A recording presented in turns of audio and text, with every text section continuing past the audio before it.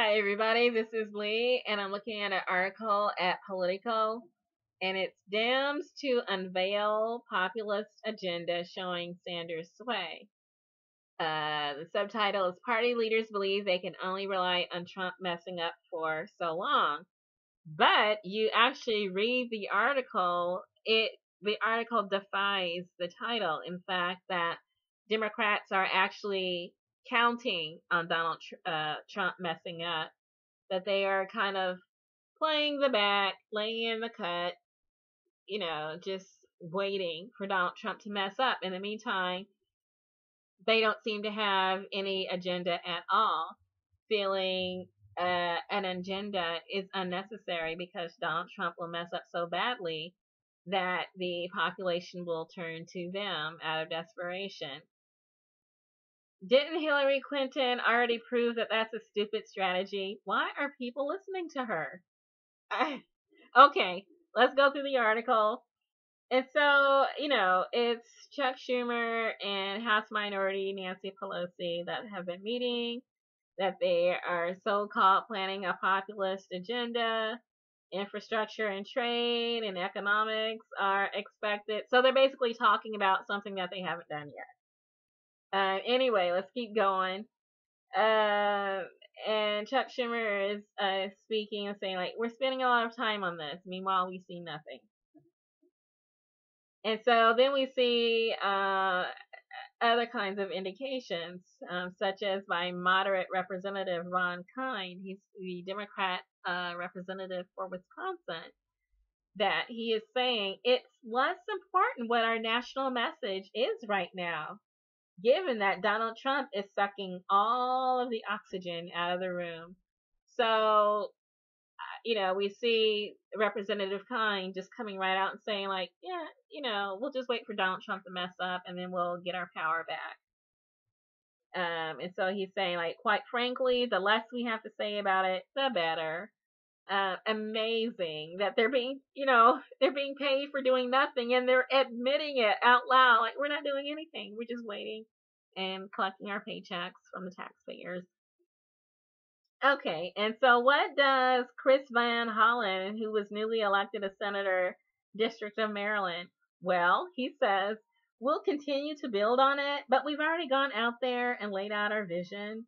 So, okay, let's keep going. We've got someone who's not identified themselves, but this person who is a moderate House Democrat is saying, we have no message right now, but we don't need one either. So, okay. That's the plan. That's the big populist plan right there.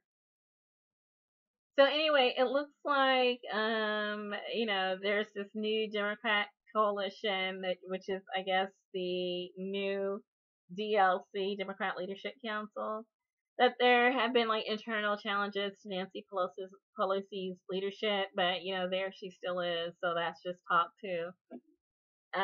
Anyway, it seems like the midterms are what the party leaders are focusing on, and that they're counting on the midterms to be a referendum on Trump's first 2 years in office, no matter what they do or don't do.